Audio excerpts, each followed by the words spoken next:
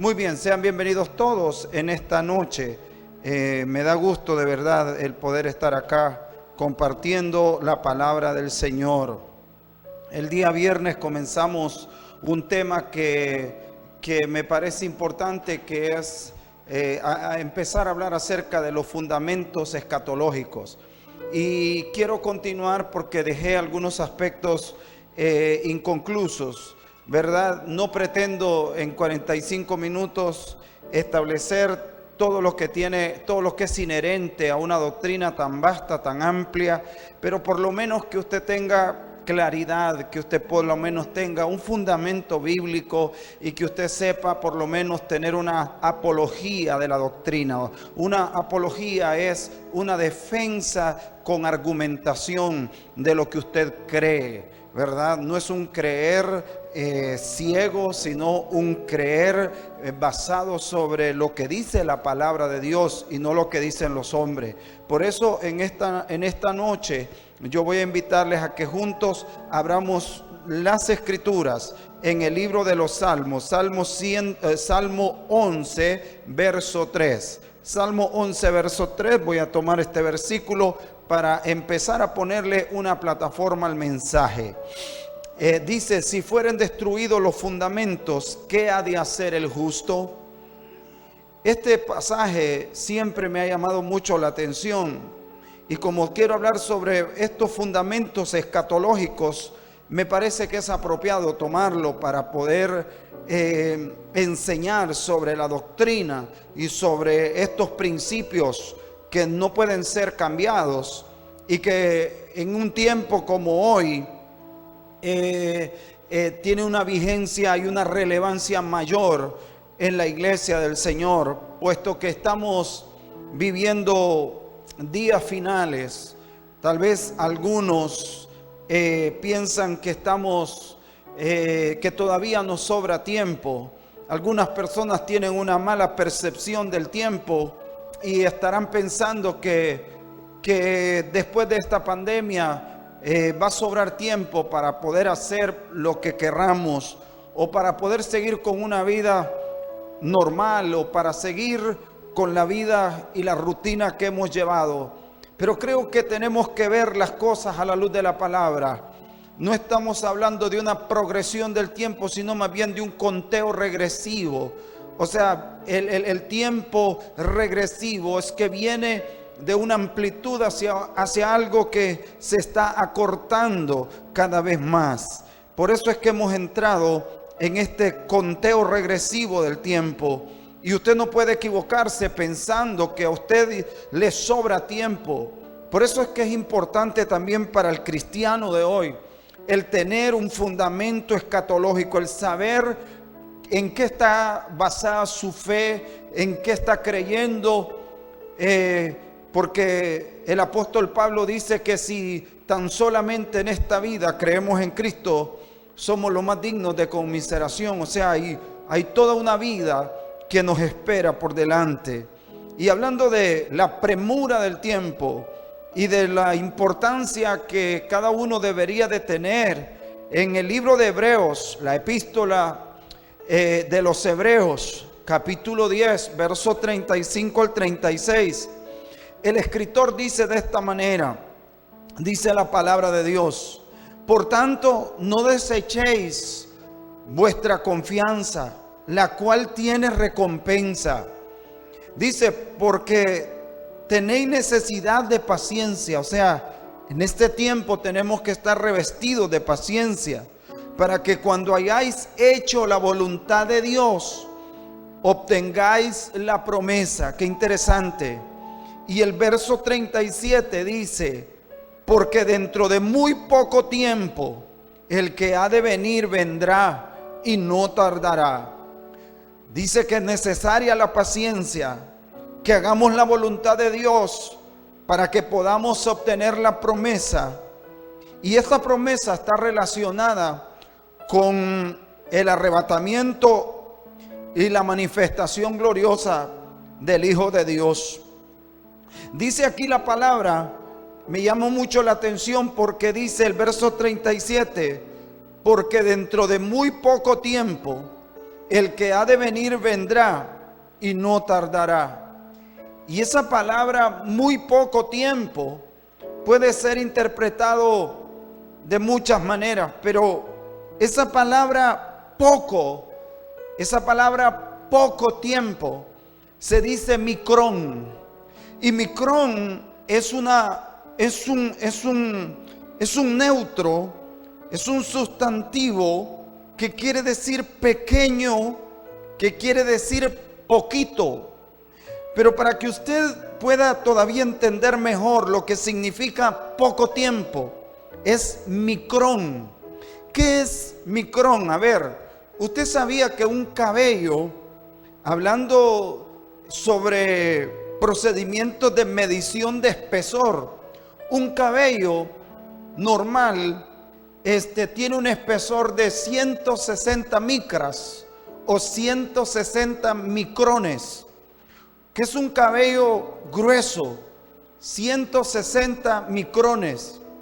Pero un cabello normal, menos grueso, fino, es de 110 a 60 micrones. Imagínese usted, cuando la Biblia dice que queda poco tiempo, es como un micrón, dice aquí. Un micrón es algo tan pequeño que imagínese que el cabello más grueso son 170 micrones. Este poco tiempo al que se refiere la Escritura, si lo pudiéramos trasladar a un lenguaje más coloquial, diríamos que estamos a un pelito de que el Señor venga. Estamos a un pelo, estamos a un poquito de tiempo, así como lo traduce aquí, que es poquito tiempo. Falta, hermanos, increíblemente todo se ha venido cumpliendo.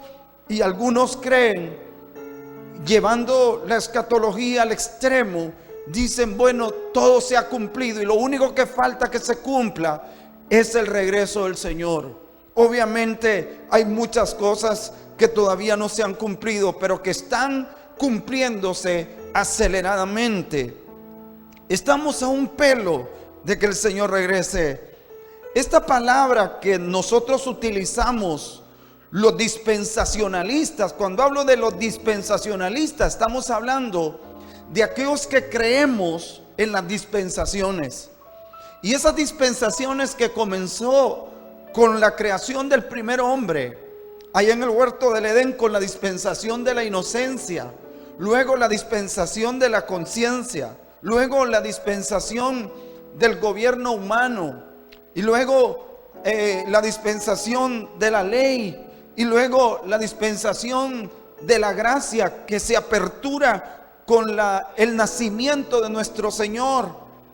Los que somos dispensacionalistas creemos que Dios ha enmarcado los tiempos en 7 dispensaciones y que estamos terminando la dispensación de gracia en la cual estamos ahora, y que finalmente se establecerá la última dispensación, que es la dispensación del reino, donde se llama la teocracia de Dios, o sea, Dios gobernando. Y creemos, los que creemos en esto y los que bíblicamente hemos establecido nuestra fe en el arrebatamiento de la iglesia. Esta palabra arrebatamiento como término o rapto, la palabra rapto no se encuentra definida de esa manera, pero arrebatamiento sí. ¿Qué es lo que Pablo nos enseña acerca del rapto, acerca del arrebatamiento de la iglesia? Entonces esta palabra se utiliza, que es la palabra arpazo, esta palabra que en el griego se traduce como apoderarse, como sacar por la fuerza o secuestrar. Usted sabe que cuando se secuestra a una persona, hermano, la persona es de manera inesperada. Cuando se da un asunto, hermano, cuando alguien se apodera de manera inesperada o por la fuerza, así será entonces la venida del Señor. Y estoy repitiendo algunos aspectos porque quiero que a usted le quede claro algunas cosas. Porque para algunos la iglesia del Señor pasará la gran tribulación y la iglesia será sacada de la tierra en la mitad de la 70ª semana de Daniel. Y que es el periodo que se comprende y que se conoce como la gran tribulación. Pero esa doctrina es un poco rebatible de acuerdo a la Biblia. ¿Por qué nosotros creemos que la iglesia no pasará la gran tribulación?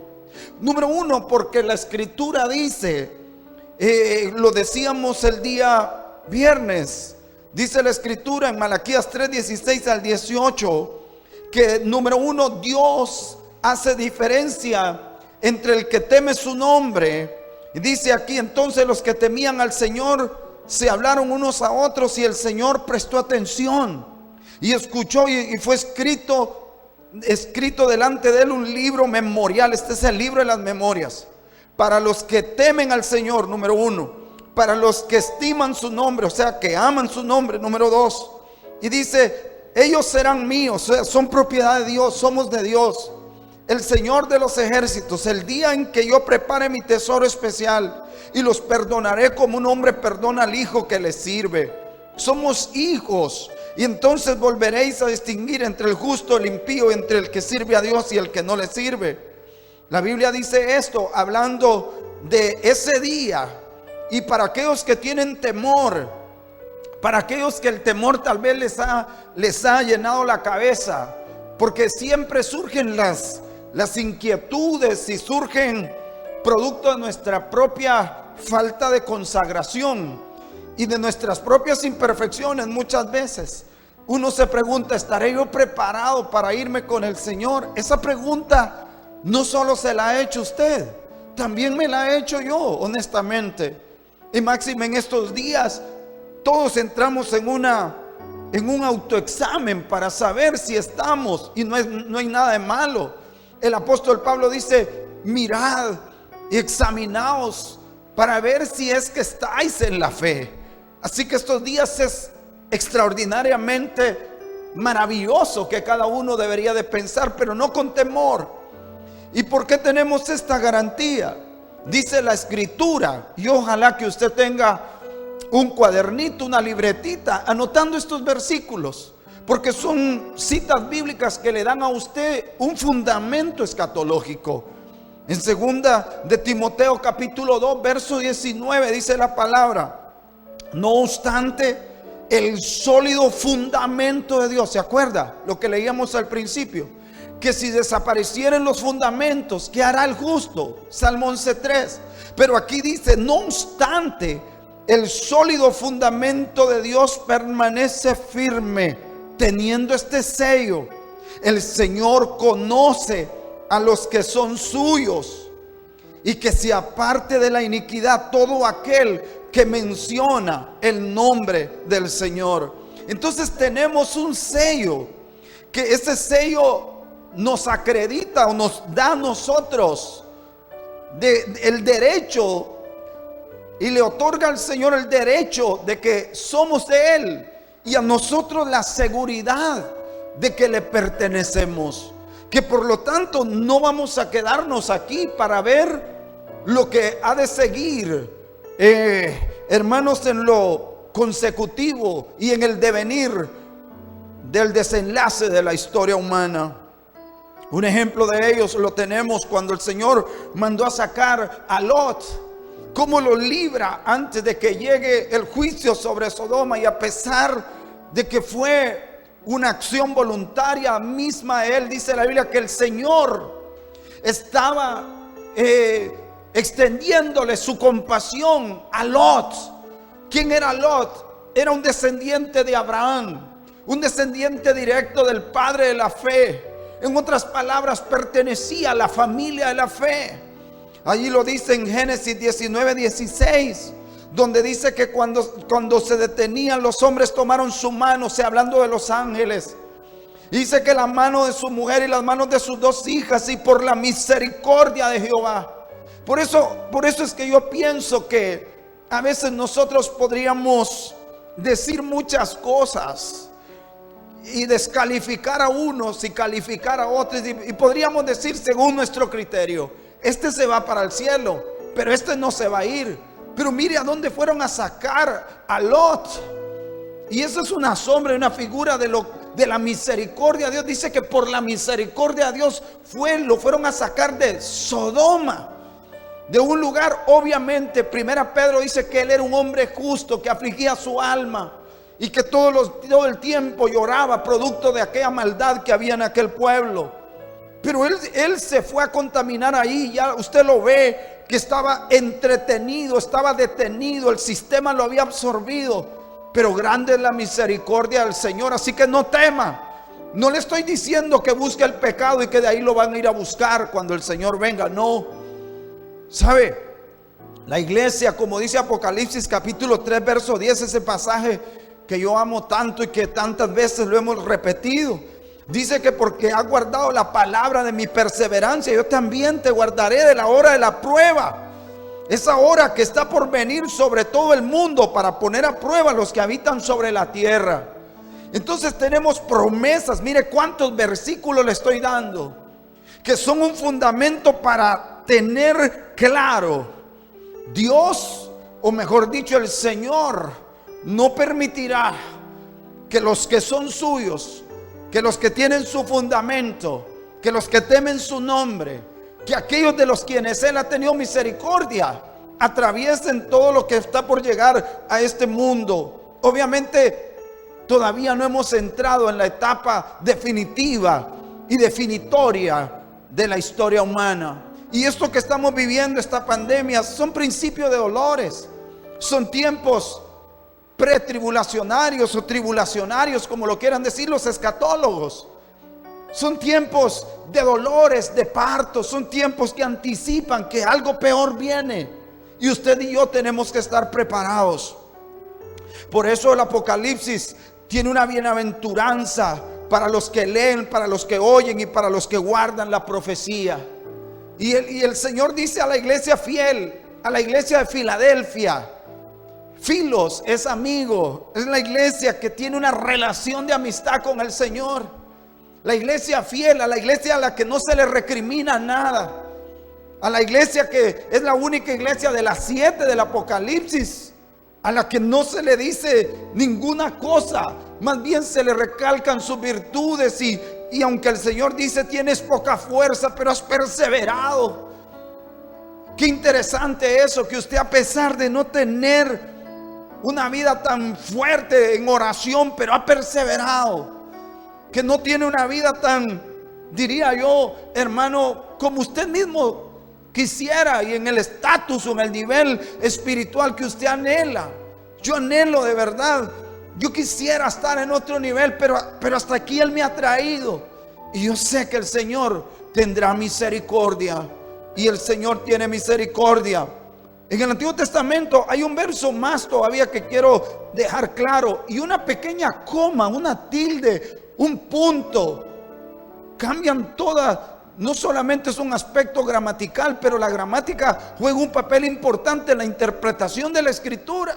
Y fíjense lo que dice aquí, Proverbios 11:8, dice la escritura, y esto desbarata el pensamiento aquel de que vamos a pasar la tribulación.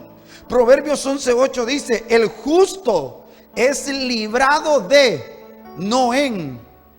Sería diferente si dijera que el justo es librado en.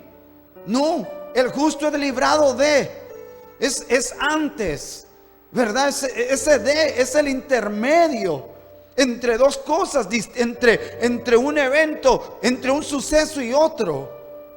¿Sí me entiende? Entonces, el justo es librado de la tribulación, pero el impío entrará en lugar suyo. O sea, cuando la iglesia se vaya y la iglesia sea arrebatada de la tierra, de la misma manera como el Señor libró a Enoc, como libró a Noé, ¿verdad? Que entendemos que las figuras, hermano, pueden prestarse para interpretar. Bueno, Enoc fue sacado, tipo de la iglesia que es raptada, que es sacada antes de que llegue el capítulo 6, donde comienza hermano, ese juicio universal que a Noé le toca vivirlo juntamente con todos los animales que estaban con él en el arca, pero que Enoc no lo vive porque es tipo de la iglesia que se va. Entonces, hermano, esta palabra tremenda, y yo les decía el día viernes hablaba de Hechos 23:10. Estoy todavía repitiendo algunos aspectos porque a mí me interesa reforzar esta verdad. Hechos 23:10 utiliza la misma palabra, arpazo, para ponernos como ejemplo lo que dice que hubo una grande disensión. El tribuno, temiendo que Pablo fuese despedazado, mandó a los soldados que bajaran para arrebatarlo de en medio de ellos y llevarlo a la fortaleza. Y eso tiene un contexto actual, porque lo que se vivió en ese momento, si usted tiene tiempo para leerlo en su casa y lee con cuidado el contexto, era una discusión de dos grupos, uno los fariseos y los otros los saduceos. Los fariseos que creían en lo sobrenatural, los fariseos que creían en la resurrección de los muertos, en las visiones de Dios, los fariseos que creían en las visiones, en los arrebatamientos, los fariseos que tenían una doctrina, hermano, muy celosos ellos de la doctrina, y los saduceos, un grupo del judaísmo que eran escépticos, que no creían en la resurrección de los muertos. Y Pablo se da cuenta de ello y se genera una discusión entre los dos. Pablo, para sacar ganancia de la situación, les dice a ellos: yo estoy aquí, pero no porque he delinquido, no he cometido ningún pecado, sino que empieza a narrar su conversión y a narrar su encuentro sobrenatural con el Señor. Y entonces Pablo obviamente gana la simpatía de los fariseos, y aquellos empiezan, sin saberlo, a defender al hombre que estaba para ser acusado. Pero entonces se generó un alboroto y se desata una discusión teológica, si usted quiere, entre los que creían una cosa y los que creían otra. En estos días usted se mete a YouTube, usted se mete a las redes sociales, hay cualquier cantidad de predicaciones, hay cualquier cantidad de doctrinas proliferando, hay cualquier cantidad de maestros enseñando conforme a sus propias enseñanzas y a sus propios conceptos e ideas sobre el rapto, la venida del Señor, y sobre todo lo que tiene que ver con la doctrina del final de los tiempos. ¿No será que en medio de todo eso la iglesia va a ser arrebatada? Al igual que Pablo, que en medio de toda esa discusión de que de una cosa y otra entre grupos antagónicos, Pablo es arrebatado, y la palabra que se usa ahí es arpazo. ¿Quién sabe si en estos días no viene el Señor? Gloria a Dios, gloria a Dios. Ahora yo quiero poner en este contexto, hermano, el orden de los eventos que están por venir, porque todos sabemos que sonará la trompeta, y al sonido de la trompeta, entonces, lo que dice Primera Tesalonicenses 4:16, anótelo ahí en su cuadernito. Dice Primera Tesalonicenses 4:16. Todo esto es fundamento escatológico. No pretendo endoctrinarte totalmente ni darte a conocer, son fundamentos. Así que por favor, guárdate tus comentarios, porque en este momento no te estoy para explicar qué color de ojos va a tener el anticristo y cuántos primos va a tener. No, yo te estoy hablando de fundamento escatológico. Lo que dice el apóstol Pablo, Primera Tesalonicenses 4:16 dice: pues el Señor mismo, no es Miguel, no es algún arcángel, no es un serafín, un querubín, no, el Señor mismo descenderá del cielo con voz de mando, con voz de arcángel y con la trompeta de Dios, y los muertos en Cristo se levantarán primero. Aquí viene un orden de cosas, de los eventos que están por ocurrir y que están, hermano, íntimamente ligados a la traslación, como lo llaman los teólogos antiguos y modernos. Los teólogos y los escatólogos antiguos llamaban al rapto la traslación, y me quedé con ese concepto de la traslación. Pero en este término, en este tiempo, es el arpazo, el rapto, el arrebatamiento de la iglesia.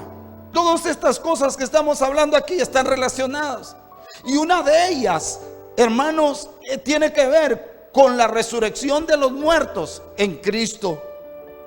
El orden de eventos aquí, tal como lo vemos en la Escritura, es que los muertos en Cristo resucitarán primero.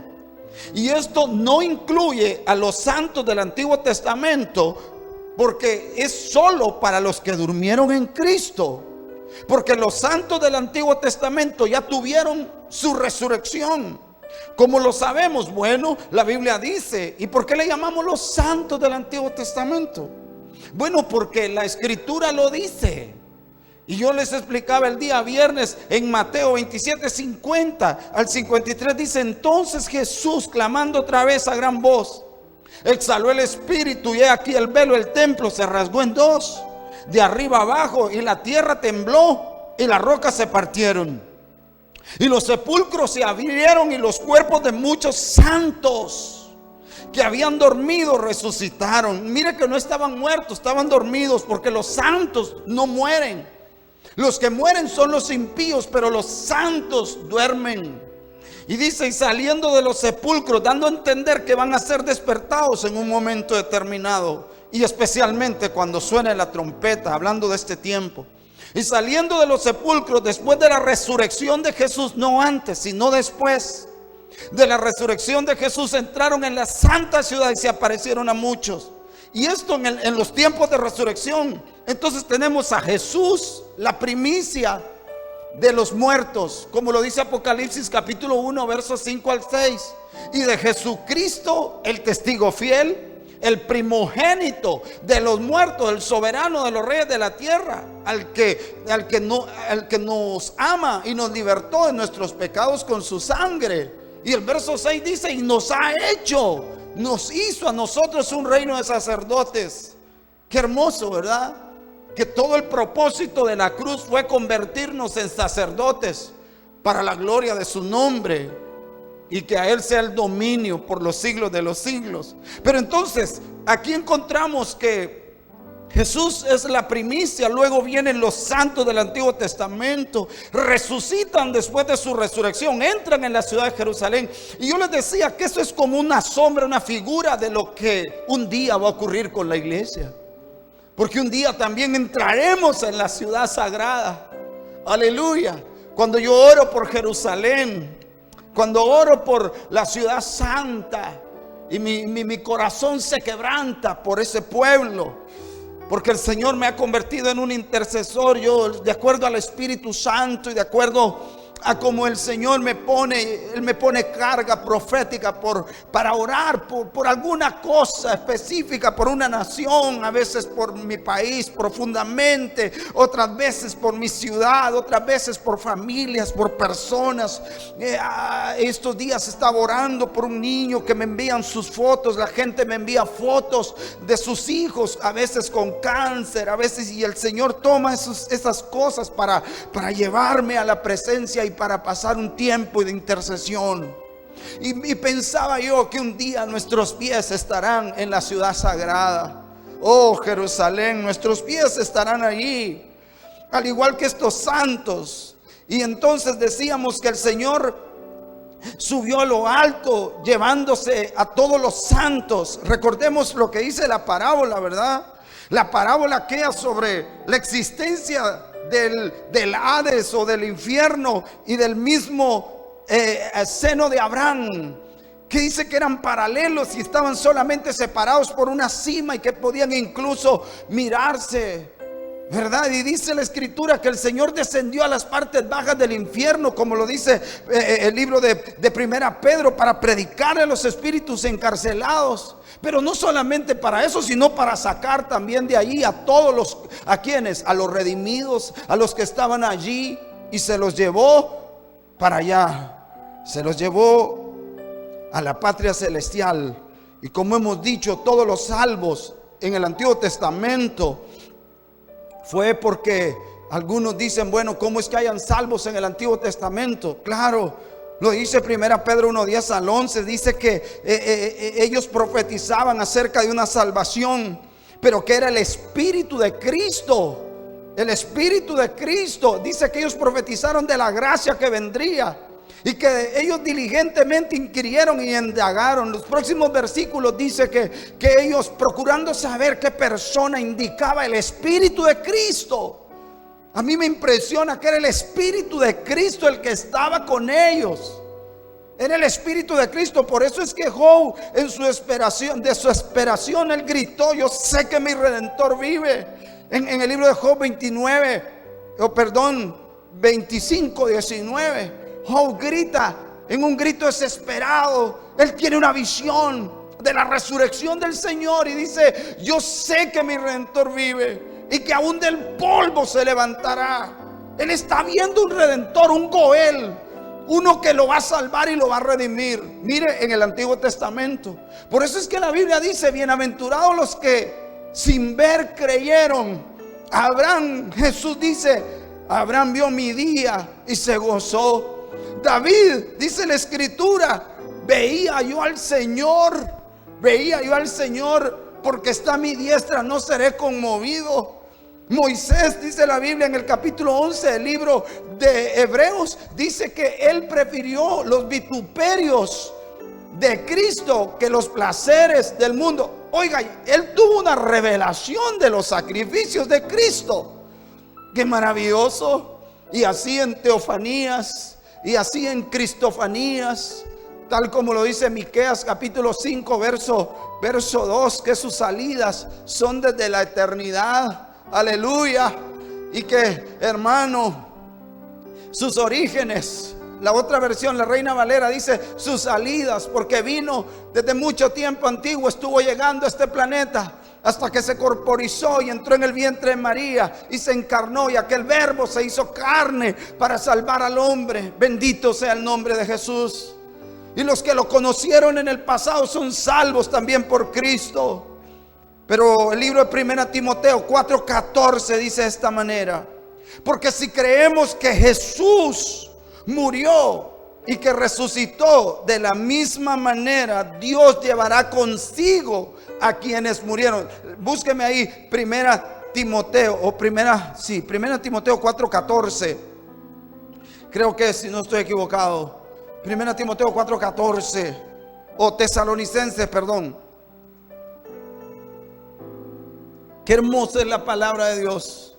1 Tesalonicenses 4:14 dice: porque si creemos que Jesús murió y resucitó, así también traerá Dios con Jesús a los que durmieron en él. Esto es bien importante que lo memoricemos, que lo disfrutemos, ya que para algunos existencialistas, los filósofos como Jean-Paul Sartre, que creían que el infierno y la gloria son aquí, que el hombre es simple materia y que no existe espíritu, y que cuando muere se acaba y que vuelve a la materia donde salió, pero que no hay ninguna resurrección. Comparar la vida animal con la vida humana es un gravísimo error de cualquier hombre. Ahí están los perdidos, los filósofos como Sartre, como Friedrich Nietzsche, el existencialismo cristiano, agnóstico, el ateo. Todos esos están desbarajustados. Sus teorías, sus conceptos filosóficos quedan sin valor. Jesucristo murió, pero también fue sepultado y al tercer día resucitó. Y si creemos que Él murió y resucitó, también Dios traerá con Él a los que, aleluya, hemos creído en Él. Entonces el Señor, cuando Él regrese, resucitará ¿a quiénes? A los muertos en Cristo. Y todo el sistema ateo y todo el sistema filosófico de este mundo y todos los existencialistas que nunca creyeron que Jesús era Dios, hombres como Nietzsche, filósofo del siglo XX, que tuvo una influencia hasta en el siglo XX, que desprecia a Cristo porque era débil y que no puede creer que un hombre débil puede ser el salvador del mundo, porque el concepto de él era que los reinos los gobiernan los fuertes. Nunca diga eso en un púlpito cristiano, porque esa es una frase de un hombre totalmente ateo que no tiene fe en Jesucristo. Eso contraviene las enseñanzas del Señor acerca del poder que hay en la debilidad. Pablo lo decía: porque cuando soy débil, entonces es que soy fuerte. Porque cuando yo no puedo, es que cuando Él puede. Pablo decía, todo lo puedo en Cristo que me fortalece. Me encanta esta enseñanza escatológica, pero devocional. No me gusta la enseñanza fascinante, con criterios específicamente imaginativos. Me gusta esto, porque me llena de fe y de esperanza. Me llena de fuerza espiritual.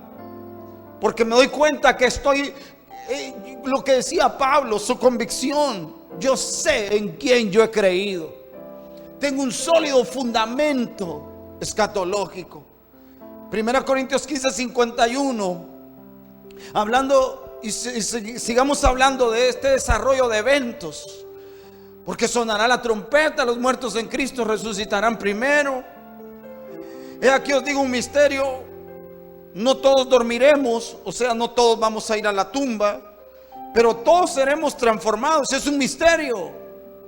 En un momento, dice el apóstol, en un abrir y cerrar de ojos, a la trompeta final. Hay muchas trompetas que están sonando. Pues la trompeta sonará y los muertos resucitarán incorruptibles. Note, los muertos resucitarán incorruptibles y nosotros seremos transformados. Porque es necesario que esto corruptible, hablando de los muertos, se vista de incorrupción, y esto mortal, hablando de los vivos, se vista de inmortalidad.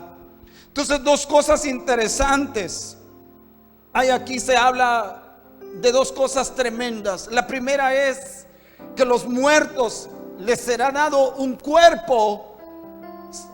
Todo lo corruptible será vestido de un cuerpo incorruptible.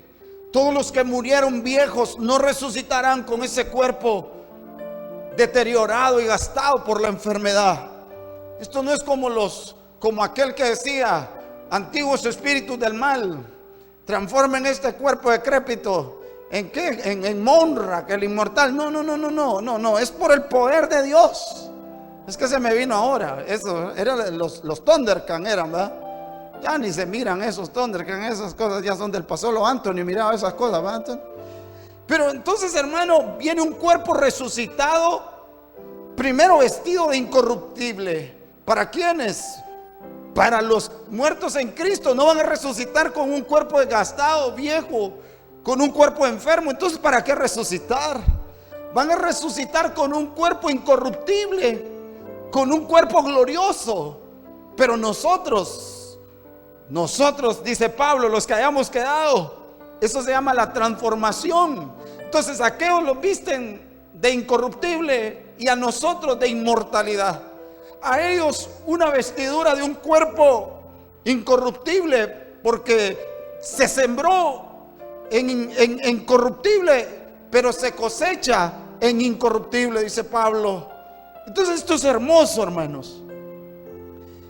El apóstol Pablo habla de la exanastasis, los arrebatados sin conocer la muerte, como Elías, que se fue de este mundo sin conocer la muerte, como Pablo, que fue arrebatado al tercer cielo, pero regresó por causa de los hermanos. Pero el mismo Pablo decía, no todos dormiremos. En otras palabras, no todos moriremos. Pablo tenía la esperanza de ver ese día, pero sí todos seremos transformados. En un momento, en un abrir y cerrar de ojos, toda nuestra composición molecular cambiará. Usted sabía que nuestra composición molecular, 99% es oxígeno. Hay otro porcentaje de carbono, de hidrógeno y otra composición de nitrógeno. Pero la composición corporal nuestra está compuesta en su mayoría por el agua, la proteína, los tejidos, las grasas, los lípidos, y todo eso va a cambiar. En otras palabras, adiós colesterol, hermano. Adiós triglicéridos, hermano. Adiós azúcar. El que no tiene a Cristo va a tener que decir azufre, pero allá en el otro lado.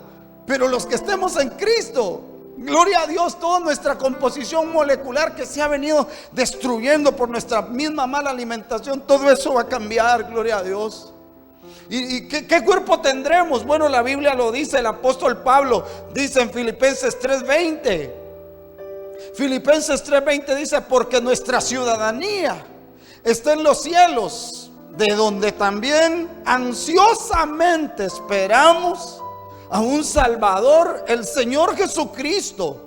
El verso 21, el cual transformará el cuerpo de nuestro estado de humillación, claro, en conformidad, dice, al cuerpo de su gloria, por el ejercicio del poder que tiene aún para sujetar todas las cosas a sí mismo. Entonces lo mortal será revestido de inmortalidad, lo corruptible de incorruptible. El cuerpo incorruptible es para los muertos en Cristo, pero el cuerpo transformado es para nosotros, para que cuando el Señor venga nos encuentre con vida. Nuestros cuerpos serán transformados con un cuerpo incorruptible transformado, y nos uniremos a la naturaleza eterna de Cristo. 1 Corintios 15:42 dice así. Dice, así también la resurrección de los muertos. Se siembra un cuerpo corruptible. Usted se fija, hoy estaba viendo el sepelio de una persona que murió por COVID. Me salieron las lágrimas al ver cómo la gente hablaba de esa persona y decían cosas bonitas. Y lamentablemente su cuerpo sucumbió ante la enfermedad. Pero si se fue con Cristo en su corazón, tiene la garantía de un cuerpo resucitado, incorruptible. Alabado sea Dios. Y el verso 50, amados, dice 1 Corintios 15:50. Yo quiero que usted se grabe estas cosas en su corazón. Y esto digo, hermanos, que la carne y la sangre no pueden heredar el reino de Dios, ni lo que se corrompe hereda lo incorruptible. Así que por eso, hermanos, nos van a dar este nuevo cuerpo glorificado, semejante al cuerpo de la gloria suya. Ahora, todas estas cosas son una maravillosa expectativa y genera una profunda fe en mi corazón. Pero como dije, a mí no me gusta simplemente impartición de textos bíblicos como si fuera una ametralladora bíblica. No, yo quiero dejarle en su corazón actitudes de preparación, porque el Señor ya viene. Pero Hebreos 12:14 habla de actitudes de preparación. Iglesia, tienes que estar lista, tienes que estar preparada, porque de aquí a poquito, de aquí a un micro, el que ha de venir, vendrá. Hebreos 12:14 dice, buscar la paz con todos y la santidad, sin la cual nadie verá al Señor. Etapas de preparación, actitudes de preparación es buscar la paz. Sabes, no puedes estar en este tiempo peleándote con todo el mundo, ni por aspectos teológicos, ni por aspectos familiares. No puedes entrar en este momento en una contienda. No puedes estar en eso. Tienes que tener paz. Busca la paz y la santidad. Santo, agios, separado, santificado, agiasmos, consagrado, sin la cual nadie verá al Señor. Primera de Juan 1, como estos son fundamentos, ¿verdad? Entonces uso muchas escrituras, perdonen ustedes, porque los estoy llenando de esto, pero es que tengo que hacerlo así para que usted tenga un fundamento teológico. Si no, lo que va a tener es una creencia que no va a poder defender. Usted tiene que ser tener una buena apología. La apología es la defensa de una creencia por argumentación. O sea, yo creo en esto porque tengo el argumento. No es una creencia ciega porque el pastor dice o porque un líder me impulsa a creer. Alabado sea el nombre del Señor. Dice 1 Juan 2:28, dice, ahora hijos, permaneced en Él, para que cuando se manifieste tengamos confianza y no nos apartemos de Él avergonzados cuando en su venida. Aquí el apóstol Juan dice, permanezcamos en Él para que cuando Él se manifieste tengamos confianza. Y allí mismo en 1 de Juan 3:2 al 3 dice, ahora amados, ahora somos hijos de Dios. Y aún no se ha manifestado lo que habremos de ser, pero sabemos que cuando Él se manifieste seremos semejantes a Él, porque le veremos como Él es. Y todo el que tiene esta esperanza puesta en Él se purifica así como Él es puro. ¿Te das cuenta? Actitudes de preparación. Y quiero ir aterrizando porque me quedan aproximadamente unos 5 minutos. Lucas 21:36 dice: velad. Aquellos que les gusta la escatología pero no les gusta ni orar, tienen un serio problema, porque les gusta, les fascina tal vez eres un aficionado a la escatología, pero ya te pregunto, ¿estás velando? ¿Estás velando? Te pregunto, porque todo el que tiene esta esperanza a sí mismo se santifica. Y todo el que tiene esta esperanza, Lucas 21:36, ¿cómo dice? Pues en todo tiempo, velad, pues, en todo tiempo orando, que seáis tenidos por dignos de escapar de todas estas cosas que vendrán y de estar en pie delante del Hijo del Hombre. ¿Habrán avergonzados en aquel día? Sí. Hombres como Mefiboset, una figura del Antiguo Testamento que ya tal vez está trillada.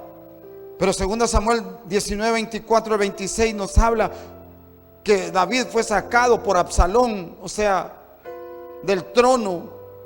Y aquel hombre a quien el rey le hizo misericordia, llamado Mefiboset, no se pudo ir con el rey. Todos sus amigos se fueron con él, menos él. Y sale a encontrarlo cuando viene de regreso para recibir el trono. Y dice aquí que el rey le preguntó y lo increpó y le dice también Mefiboset. Y quiero decirle que Mefiboset significa avergonzado. Hijo de Saúl descendió al encuentro del rey y no se había aseado los pies, o sea, estaba sucio, ni recortado, la otra versión dice la barba, ni lavado la ropa, o sea, estaba muy mal. Desde el día en que el rey se marchó hasta el día en que volvió en paz. Tal parece que hizo un voto de pobreza, de miseria. Y sucedió que cuando vino de Jerusalén al encuentro del rey, el rey le dijo: ¿por qué no te fuiste conmigo, Mefiboset? Y él le respondió: oh rey mío, señor mío, le dijo, mi siervo me engañó, pues tu siervo se dijo: me aparejaré un asno para montar en él e ir con el rey, porque tu siervo es cojo. O sea, no se fue porque no se había aseado los pies, su caminar no estaba bien, porque no se había aseado la barba. La barba habla de sabiduría, consagración, madurez, porque no había lavado su ropa, y eso habla de salvación. Y desde el día en que el rey se marchó, dice que él hasta finalmente dice que su siervo lo engañó. Estos son todos aquellos que están bajo una doctrina que les dicen que Cristo no va a volver. Sálgase de esa iglesia. Y yo lo digo así con toda autoridad y con toda la libertad del Espíritu. Si usted está en una iglesia donde le predican que Jesucristo no va a volver, sálgase de ahí, corra, váyase. Está poniendo en peligro su salvación eterna. No fue con el rey porque estaba con su ropa, no había lavado su ropa, porque el siervo lo engañó. Y como decía el doctor Otoniel Ríos, porque algunos usan estas frases, pero hay que darle el crédito a quien las dice. El doctor Otoniel decía: si no faltó a la cita con el dolor, no faltará a la cita de la fiesta. El doctor Otto Ríos decía esas frases, son de él, son máximas de él. No las use si no les va a dar el crédito. Y dice que este hombre tenía una cojera crónica, no mejoró su caminar con el Señor. Me quedan 2 minutitos. La iglesia sufrirá con el Señor o subirá con Cristo para ser recompensada, de acuerdo a 2 Corintios 5:10. Y hay 2 posturas. Yo soy una persona que me gusta el equilibrio doctrinal. Se nos está enseñando de que en este tiempo, pues el que muere en Cristo